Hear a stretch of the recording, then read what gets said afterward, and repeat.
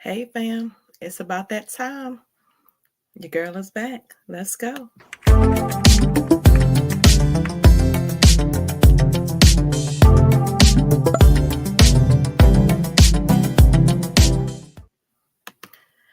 Hey, hey, hey. Uh-oh. Look, I pressed the wrong button. Remove. Hey fam, it is your girl, Michelle. Look, Michelle Allen Franklin. Y'all know me out in these internet streets. Mrs. Michelle D.I. Why for divine intervention, baby? There are no coincidences in this world. Only God's divine intervention in our lives. And Mrs. Community Builder, why? Because you know your girl is always going to give you the good information, honey. The things that you need for your mind, your body, your spirit, and your good emotions. That's what we do every day, all day. Yes. Um, Look, how y'all doing? How you doing? How y'all been? How y'all doing? Listen, I am back with our series for gratitude. I owe you an apology. Your girl has been gone for a few days. Listen, I talk a lot about self-sabotaging behavior. I talk a lot about grief. I talk a lot about depression, anxiety. I talk a lot about showing up every day. And I was like, oh my God, people are going to really think that something is going on with me. Well, I am grieving. Things are going on. But one of the things that I did not take into consideration when I did this, when I started the series, is that I was fasting and also grieving, right? And so my energy just kind of plummeted down. I had to take a few days, recharge. Again, your girl loves to pour, but I truly now understand and know that I have to fill my cup before I can start pouring. So with every good intention that I had to show up daily, I didn't realize I was exuding a lot of energy. I was taking a lot of energy. And as much as I want to stay up and go up and get up and do things, I couldn't, y'all. I didn't have the energy. I needed to rest. And so that's what I've been doing. I have been resting. I have been recharging. I've been refilling my cup so that I can get up here and show off. Look, show up and show out for you guys. Okay. So, honey, you got to practice what you preach. And what does that mean for people that are out there doing? I call us the helper bees in the world. It means that sometimes with every good intention you can have, you got to just rewrite the plan. And that's okay. Right? Some people are like, no, you're supposed to keep going. You're supposed to press through. You're supposed to do this. And sometimes you are, right? And sometimes you need to rest. Okay. That's where we're at. Today is March the 26th, 2024. Listen, this morning around 1:30 in the morning, your girl is from from Baltimore, Maryland, for those of y'all that don't know, and loves me some right now. My family, my city, people are grieving. It is a devastating act that has happened this morning, and I cannot even begin or start without sending prayers, sending love up there to the families that have been affected. If you have not heard, this morning around 1:30 in the morning, a cargo ship ran into the Francis Scott Key Bridge. The Francis Scott Key Bridge is utilized by reports that I heard this morning by over 30,000 people daily traveling to and from work. The blessing in the storm, if there is, right? I always try to pull the name of this series is called Finding Some Positive in the Crazy. If you can pull some positive in the crazy, the accident happened at 1:30 in the morning and not during rush hour traffic. And so they said about 20 individuals that they were looking for when this first started. I do not know at this point if they had found all of them at this point. It was my understanding that all of them had not been found. But people were being rushed to the hospital. Some people were still missing. And so I just thought about there were construction workers that they're saying, and people that were cars and things that were on the bridge. And so this morning I thought, when I initially heard, Lord, you just get up to go to work, right? For those construction workers that just got up to go to work this morning, for the people that were on the ship that just got up to go to work this morning. We all get up to go to work in the morning, and we never know. And so for those people, and for each and every one of you, and for anybody else that may be suffering in this horrific tragedy, I want to take a moment of silence, and then I want to say a prayer, and then I want to take a moment of silence. And so I'm going to say the Lord's Prayer, because in times of trouble, the only thing that I know to do that is effective is to pray.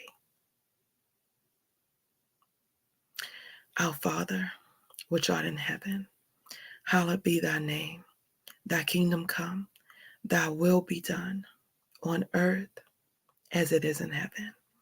Give us this day our daily bread, and forgive us of our debts as we forgive our debtors.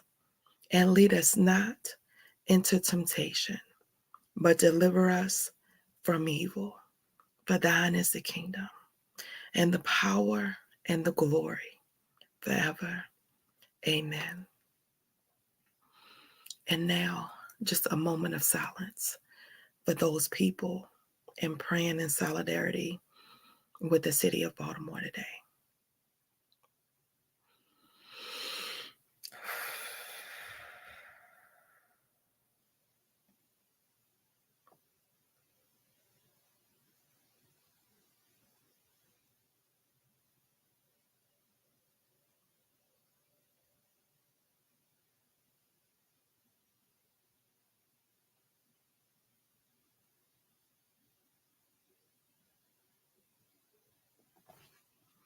In my heart, I counted to 20 for each individual that is deemed to have been affected.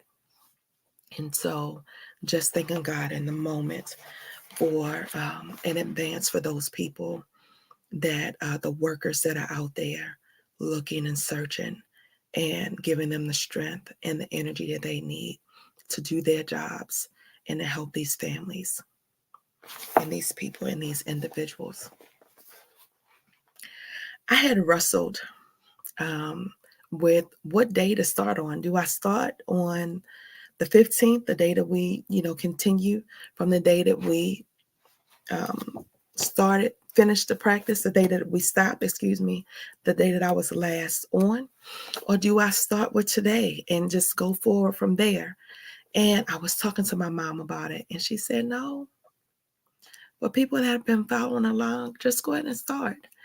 And I thought, okay, that makes sense. And then today, out of everything that is happening, I thought, God's timing, his divine timing is everything. So today, as we continue on with our gratitude practice from Miss Rhonda Burns, The Magic, is day 15. The magic practice today is magically healing your relationships. Imagine if someone that you've been upset with, some family member, some loved one that you haven't spoken to, that you're feeling some kind of way about. Imagine if something happened to them today, just as something happened this morning at 1:30 in the morning in Baltimore. Imagine how you would feel. And so I know for me, it really hit home, because I have people that I haven't talked to. I've had people that I've been very angry with. I've had people, I shared very transparently, right? That is what this walk is about. It is about just transparency and healing, creating a space for you to have these uncomfortable but necessary conversations with who, boo? With you. That's what we do. Your girl, Michelle D.I., that's what I do. I have programs for it. And today, day 15, magically healing your relationships. Let's get into it. If you have a difficult or broken relationship,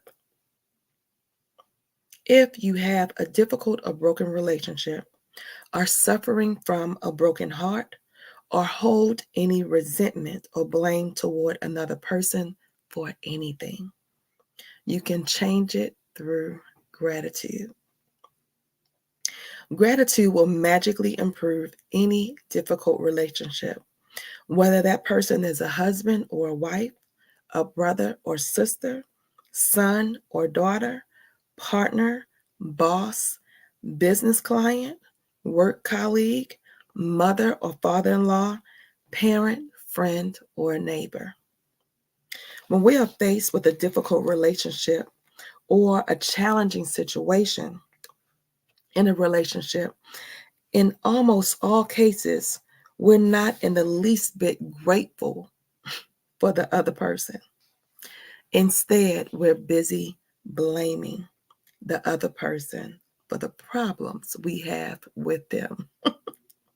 And that means we don't have a shred of gratitude. Blame is never going to make a relationship better, and it's never going to make your life better. In fact, the more you blame, the worse the relationship gets, and the worse your life gets. Take that in.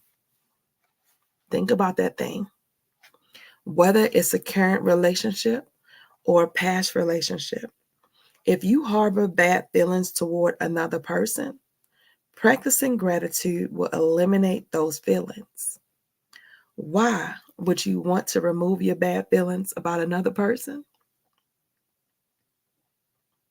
Buddha, the founder of Buddhism, says holding on to anger is like grasping a hot coal with the intent of throwing it at someone else. You are the one who gets burned. That's good. Go ahead, Buddha. Bad feelings about another person burn your life, but gratitude will eliminate them. For example, if you have an ex-partner who is connected to you through your children and the relationship isn't good, look at your children's faces and realize they wouldn't be alive if it wasn't for your ex-partner. Your children's lives are one of the most precious gifts you have. Look at your children and give thanks to your ex-partner for their lives every single day, as well as bringing peace and harmony to the relationship. Through your example, you will be teaching your children the greatest tool for their life, which is gratitude. Or if you're suffering from a broken heart or grief due to a relationship ending, you can use gratitude's magical power to transform your pain. Gratitude magically transforms emotionally pain into healing and happiness faster than anything else. And the story of my partner is a perfect example of that. My mother and father, my thing keeps stopping. Hang on one second, y'all.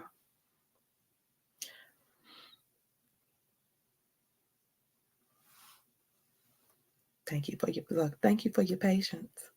I feel like I'm taking a sip of water during the show. Wait a minute. Okay. My mother and father fell in love with each other virtually at first sight. From the moment they met, they were truly grateful to be with each other, and they had the most beautiful marriage I had ever seen. When my father died, my mother understandably suffered from enormous grief. After months of suffering, she began to use gratitude's magical power, and despite her immense grief and pain, she looked for things to be grateful for. She began with the past and she recalled all the wonderful times of happiness she had received through the decades with my father.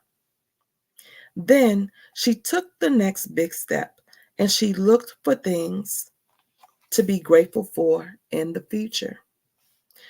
One by one, she found them. She found or remembered things she had always wanted to do, but didn't have time to do with my father when my father was alive. And with this courageous step of gratitude, opportunities to fulfill her dreams magically poured in, and her life became rich with happiness again. The magical power of gratitude gave my mother a new life. But today's magical practice, you are going to look for a hot coal that is burning your life and literally turn it into gold through gratitude. Choose one difficult, problematic, or broken relationship that you want to improve. It doesn't matter whether the person is currently in your life or if it's a past relationship and the person is no longer in your life. Sit down and make a written list of 10 things you're grateful for about the person you've chosen. Think back through the history of the relationships and list the great things about the person or the great things you received from the relationship. The easiest way to do this is to think back to the way things were before the relationship deteriorated or ended. If the relationship was never good, then think hard about any qualities in the person because they are there. This magical practice is not about who is right or wrong. No matter what you feel someone has done to you, no matter what someone said or didn't do, you can magically heal the relationship, and you don't need the other person in order to heal it. That's key, guys. You don't need the other person in order to heal it. There is gold in every relationship, even the difficult ones. And to bring riches to all your relationships and your life, you have to find the gold. As you dig and discover a nugget of gold, write it down. Address the person by name and express your sentence in gratitude. This is an example.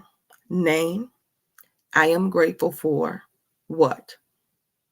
So here we go. Paul, I'm grateful for our time together. While our marriage did end, I learned a lot. I'm so much wiser today, and I use what I learned from our marriage in many of my relationships today. Number 2, Paul, I'm grateful for everything you did to try and make our marriage work because 10 years of marriage means you did try. Number 3, Paul, I am grateful to you for our children. The joy I receive from them every day could not be without you. Number 4, Paul, I'm grateful to you for the hard work and long hours you put in to support our family while I was at home taking care of our children. It was a big responsibility to have all of us dependent on you. So thank you. Number 5, Paul, I am grateful to you for the precious moments I had with our children as they grew up. I got to see our children talk and walk for the first time, and I know you didn't have the opportunity. Number 6, Paul, I'm grateful for your support when I went through a difficult time of grief and loss. Number 7, Paul, I am grateful to you for the times when I was sick and you did your best to take care of me and the children. Number 8, Paul, I am grateful for the times we had, and we did have many. Number 9, Paul, I am grateful that you want to continue to be a father to our children. Number 10, Paul, I am grateful for your support and the time you want to give to our children. I know they mean as much to you as they do to me. By the time you finish your gratitude list of 10 things, you should feel much better about the person and the relationship. The ultimate point you want to reach is where you don't have any bad feelings toward the person anymore, because it's your life that is harmed by those feelings. Excuse me. Every relationship is different. If need be, you may choose to repeat this magical practice over several days until you reach the point where you don't have any bad feelings toward that person anymore. If you are using gratitude's magical power to improve a current relationship, you will see the relationship begin to change miraculously before your eyes. It only takes one person to magically change a relationship through gratitude. But it's the person who uses gratitude who receives the most benefits in their whole life. If you choose a past relationship where you are not in contact with the person anymore, you will feel a peace and happiness fill you.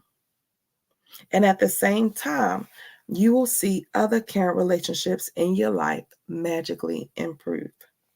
In the future, if a relationship becomes challenging, remember to use this magical practice immediately.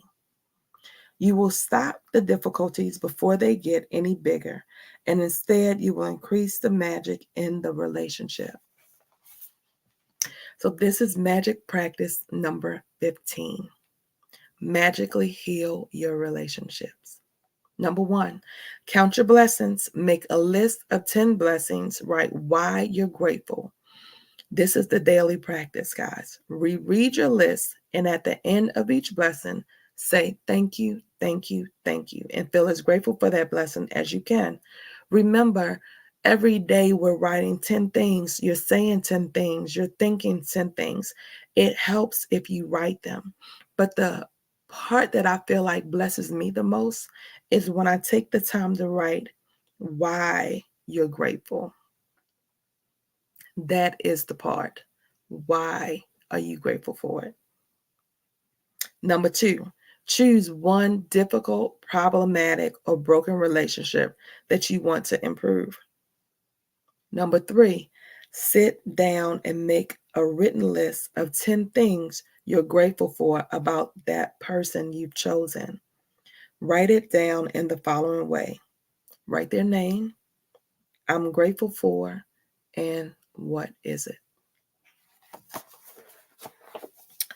Now, I'm going to take a minute and just look, your girl always always got a story, always have a story.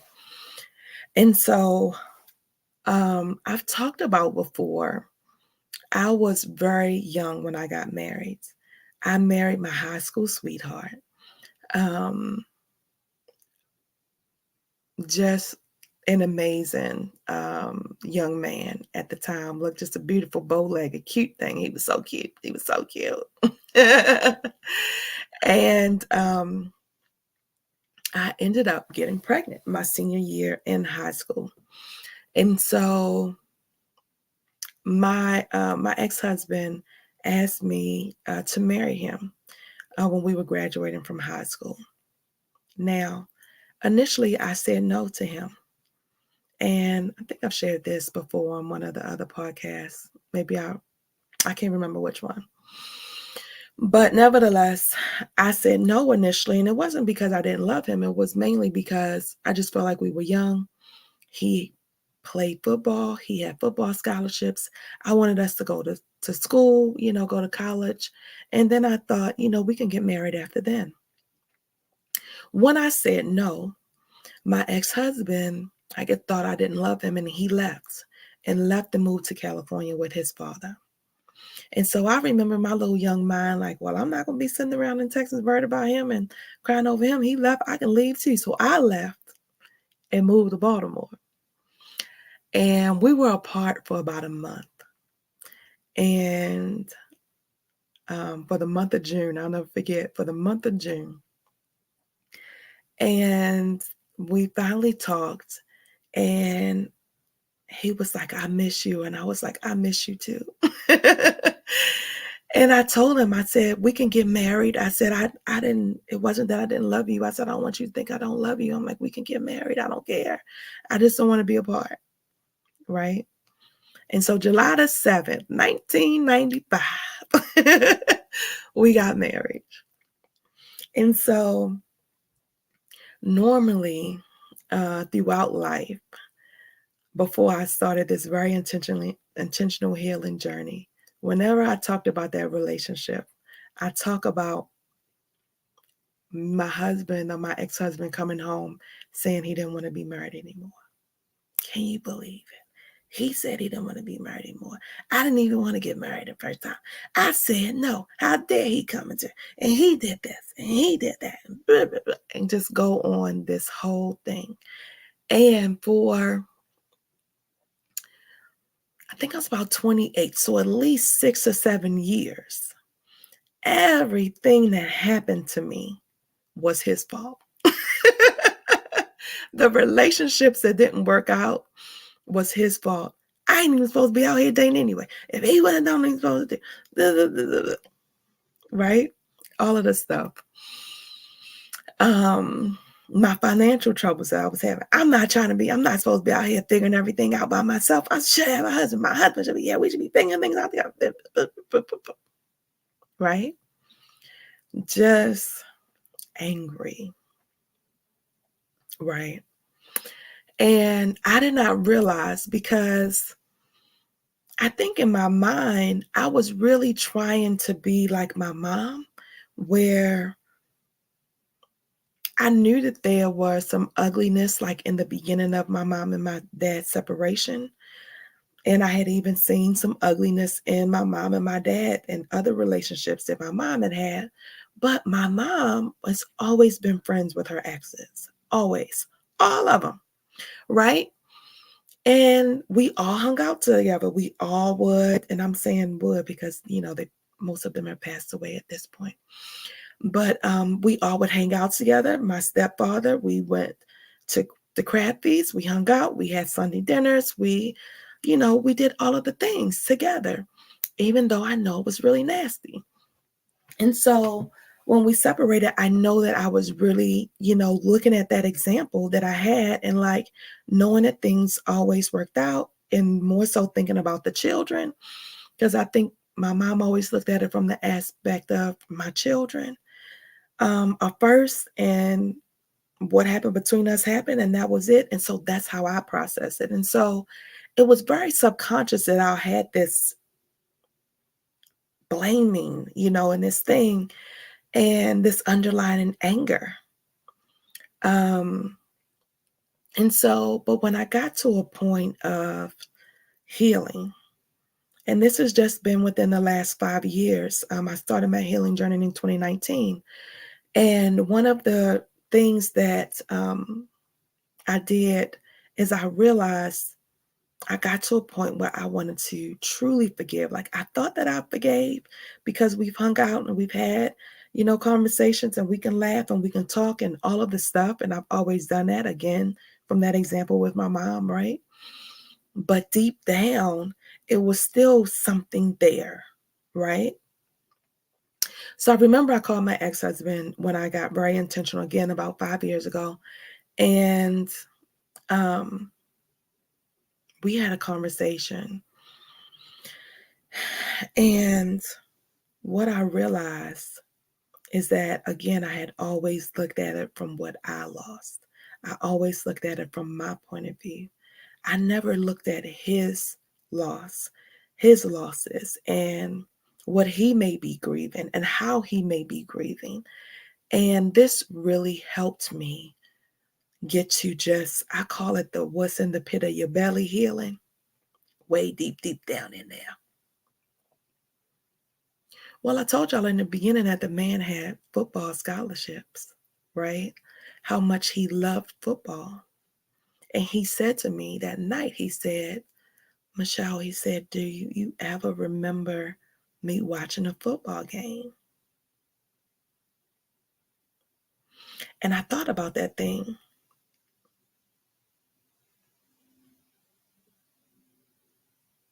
So not only did he give up his football scholarships, his football career, whatever hopes and dreams that he may have had. All I can look at it was that he came home and said he didn't want to be married anymore. But he was a baby, y'all. I was 18, he was 19. He tried, right? And yeah, it didn't work out. But he did what most grown men can't do. He tried. And he tried for 2 years, right? And so the journey and everything that he had to go through, and he went to the service, and whatever all he had to endure in basic training for the army, you know what I mean? Trying to provide and all of the pressures and all of the things that come with that. Can I not be grateful for him trying?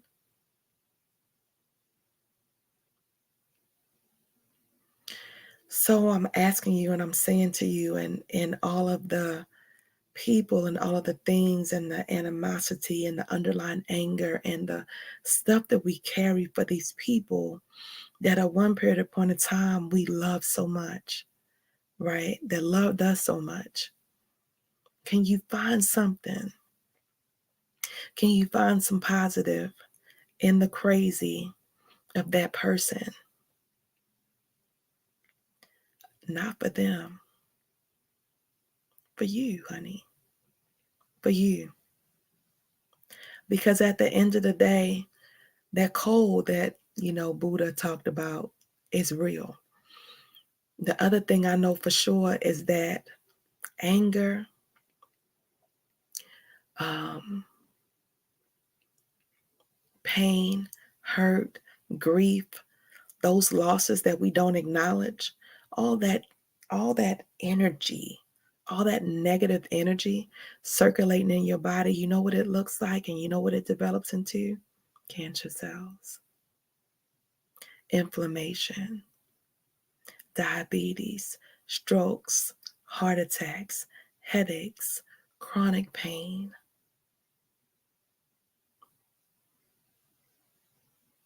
irritable bowel syndrome, reflux. Google it, right? So who's suffering at the end of the day? It's not for them. It is for you. So on this day, again, honoring those people that went to work yesterday and that may not have made it home today, right? We're honoring the people that have been um, tragically lost, in honor of that person in your life, in honor of whoever may have been in your life before that's not there now, in honor of your relationship, in honor of you, honey,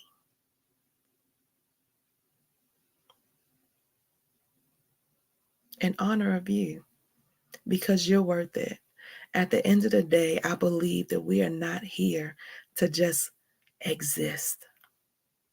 We're actually here to live. And you can't live truly in generational wealth.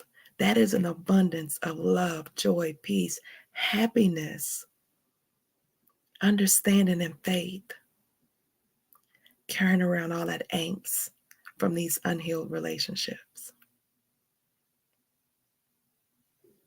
That's all I got for you, girls. I gotta go. I'll be back tomorrow. But day 16, your girl is back. You like my hair? Mm, mm, mm, mm. Action. She ready. She ready. No. Look, back with some new hair. Back with some. We are living, honey. We are living. We are living on this week that is Holy Week, right?